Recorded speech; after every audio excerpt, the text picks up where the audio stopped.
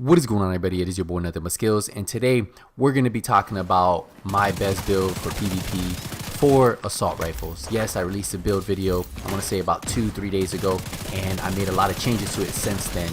I've been upgrading it, and when I released that build video, that was a template for you guys to do the same thing. So now I have something that I'm a little bit more comfortable with, and I believe puts out better numbers. And before we get into this video, remember, if you guys enjoy any of my videos, always smash the thumbs up. If you're new to my channel, first time watching the video, hit the subscribe button. And as always, if you have any questions on this build video, use the comment section down below. So let's get into the build. You're going to see I'm running the Sitar, I'm running a sniper rifle, and then I have a pistol, of course. I'm running a 3-piece Providence set, then I have assault rifle damage, and then I have 2 mixed pieces. Now, what we'll do is let's break down the assault rifle first, because I know a lot of people had questions about this on the previous video. They're like, hey, you didn't really break down what mods you were using, what talents you have. So let's talk about that right off the bat. So for the weapon, I'm using the Sitar, and the base damage on this, because of my build, is 11.5k. The RPM is 810 because of the magazine that I'm using. Now remember, the RPM on the Sitar is 900, but if you want to use that extended magazine, it's going to remove your rate of fire by -10%, but you get extra 30 rounds, and you need those rounds to drop players. So we'll get into that in just a second, but the health damage on here is 29%. The mag size is 60 because of extended mag. If you look, the critical strike range, so that's the range that you can hit those critical hits, is between 10 and 45 meters. So anything under 10 meters, you won't hit critical hits on that player. Anything above 45 meters, you won't hit critical hit on that player. So to take full advantage, if you're stacking critical hit chance on this build, is you need to be in that 10 to 45 meter range. That's why SMGs perform a little bit better, because their critical strike range is between 0 to 30 meters, and that's where a lot of the fighting happens. But if you can keep it between 10 to 45 meters, that's where you can do a lot better with the ARs. Now for the talents, I finally got a gun that had this on there, and I've been looking for one because I'm running such a high offensive stat. Because if you look at my score, it's 453, right? And then if you look at my offensive stat, it's 10, defensive is 6, and then skill is 1. So for this one, it requires 5 or more, and it's close and personal. Killing a target within 7 meters grants 50% weapon damage for 5 seconds. This works really good if you can get those kills back to back to back. So if you get 2 players next to each other, you kill one player, you start focusing that other player, you can hit him with 50% extra weapon damage, and that will just shred through his armor. So I like this talent. It works really good with how I have my build set up. I have distance on here, 15%, optimal range, and then I have transmission, which I really don't care too much about, but while holster shock applied to an agent transfers to an enemy within 10 meters, can occur every 60 seconds. I wish I had something a little bit better here, but it's what I got, right? It's not the God roll Sitar that I want, but it's pretty good. I personally would like to have one that has rate of fire on here instead of the 15% optimal range. That way I could still be at that 900 RPM, because RPM is still really good for PvP. Now the way I have this modded, I'm running a reflex sight that's going to give me 10% critical hit damage, and then it's going to give me -15% accuracy. And I'm not too worried about the accuracy because I can control the gun really good. And if you've seen any of the other YouTubers talk about accuracy, you can get away with running the critical hit damage and then not worrying about the accuracy. Now for the Underbarrel, I'm running a laser pointer that's going to give me plus 10% critical hit chance, -10% stability. And the Sitar is pretty stable that you can sacrifice that 10%. And then of course the light extended mag that's going to give me plus 30 rounds, but it's going to reduce my rate of fire by 10%. That's why if you could get the rate of fire talent on the Sitar, it evens out. Now my sniper rifle doesn't have any of the talents that I really want on here, so I'm not even going to go over it. I'm just going to show you it real quick. And then the pistol, the reason I like running this pistol is because it has this talent called stop, drop, and roll. While equipped, rolling removes burning, bleed, and poison. So if I get on fire or I start to bleed, I can switch to my pistol, roll, and it will cleanse it, and this can occur every 60 seconds. Now let's get into the build, because this is where I changed a lot. So my armor is almost up to 190,000. My health is at 66,000. I like having my health around there because when your armor breaks, it gives you a chance to get around the corner, run away, heal up, put that armor on, and then get back in the fight.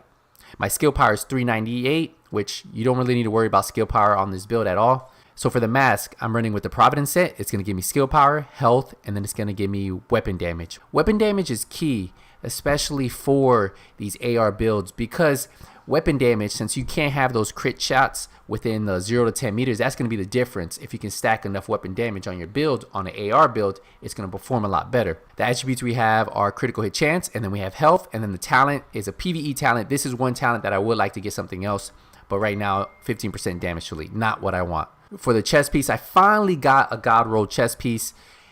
The chest has 10% assault rifle damage, it has bonus armor, it has weapon damage, and it has headshot damage. So pretty good roll here. I really like it. Of course, the reason why I love this chest is because it has Berserk on here, 10% weapon damage for every 10% max armor depleted. So as your armor starts to go down, you'll start to hit a lot harder. Of course, it has Hardened on here, 10% armor, so it makes me a little bit more tanky. And then the mods I'm going to be running on here are the defensive the mods I'm going to be running on here are the defensive protocol mods. They have health, bleed resistant, and shock resistance. Now for the holster, I'm running a holster that's going to give me 10% accuracy, so kind of evens out what I had on the negative 10% on my weapon, right? But what I really like about this one, you pretty much can put any holster in here, but the attributes I have are 13% critical hit chance, so it increases my critical hit chance on this build. And then for the talent, it has reloading from empty, reloads all weapons. It's not that great of a talent. Maybe if I was running like an SMG as my backup and I switch back and forth a lot, it would be different. So for the mods, I'm running an offensive mod that's going to give me 2.5 weapon damage, and then it gives me 0.5% pistol critical hit damage. I don't really need the pistol critical hit damage. I wish there was something there for the AR to improve my critical hit damage. If we get to the backpack, this is going to give me 5% total armor, so it's going to increase my tankiness, which is great for builds because your armor is what protects you in this game. I have health, I have critical hit chance and critical hit damage for attributes, some pretty good rolls. Then for the talents, I have vital, health increased by 20%, and then I have efficient. Using armor kit has a 50% chance to not consume that armor kit, and that's great, especially if you're in the dark zone, you don't run out of armor kits, you have a 50% chance not to consume that armor kit every time you use it. It can make you have a few more armor kits near the end of those long manhunt runs. For the mods, I'm running a defensive system mod. It's going to give me bonus armor, total armor. That's going to increase my armor. And then I have the offense system mod that's going to give me weapon damage, SMG damage, and marksman rifle damage. I wish I had something that had assault rifle damage versus that SMG damage. For the gloves, I finally got some that I really like. I honestly would like to have marksman rifle damage on here. I know if you guys watched my last build video, I had attributes of assault rifle damage and marksman rifle damage, and I like having that because it helps you almost one-shot players with the sniper rifle. Even with horrible talents, I'm able to do that in conflict. So I like having a little bit more weapon damage for that marksman rifle. So if I could get attributes of assault rifle damage, marksman rifle damage instead of the skill power, because I'm not going to be using the skill power, this would benefit me a little bit more. So that's something you guys can look out for. But finding these rolls that have god rolls on both is really tough. So when you do find them, put them on there. And then I have the talent surgical, 8% critical hit chance. So this is going to improve my critical hit chance. So what I was trying to do with this build to improve it a little bit more, to hit a little bit harder, to compete with those SMGs, was improve the critical hit chance. And then if we get to the knee pads, this is the third set of the province set. That's why I'm getting that 5% weapon damage. It has health. And then it also has a PvE talent, which I haven't found a good role for my knee pads. But once I do, I want to switch out this destructive. 20% explosive damage isn't a horrible role, but it's not something that I'm going to take full advantage of, right? So I would like to put something else there. I just haven't got that role that benefits me to waste money on this knee pads.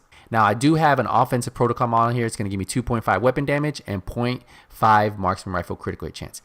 That's what you guys should be trying to stack on builds like this. Weapon damage, AR damage, whatever your primary weapon is, you want to get that on there because those damages are the best damage you can get out of your weapon because it's raw damage. It's how you're going to hit hard. Now, of course, critical hit chance, critical hit damage are great to have on there too. But remember, if you're not in that critical hit strike range, then you're losing out on that raw damage versus just hitting critical hits. So let's take a look at my stats real quick. We're going to skip through all the talents because we already went over that. So if we look at my weapon, it's 11.5 base damage. The critical hit chance on here is 37.5%. My critical hit damage is a little low at 41%. I would like to get this a little bit higher. My headshot damage is 67%. And then, of course, the range is 40 meters. Now, where this build shines is because if you look, all weapon damage bonus is 16.5%. And then my assault rifle bonus damage is 30%. So you see how that starts to add up.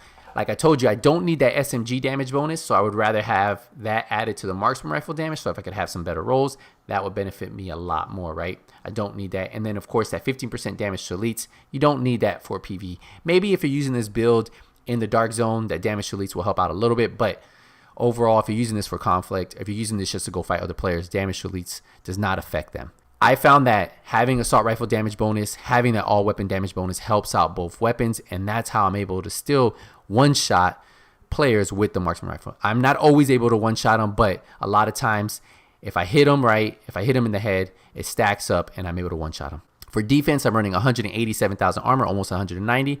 Max health is 66,000. My health regen is 33,000. Bleed resistance is on here at 13%, and then I have some shock resistance. Skill power, we're not even going to go over this because skill power in this game is a lot different than in the Division 1, and it's not going to affect me unless I can unlock the mods, right? Because that's how you get more benefit out of your skills.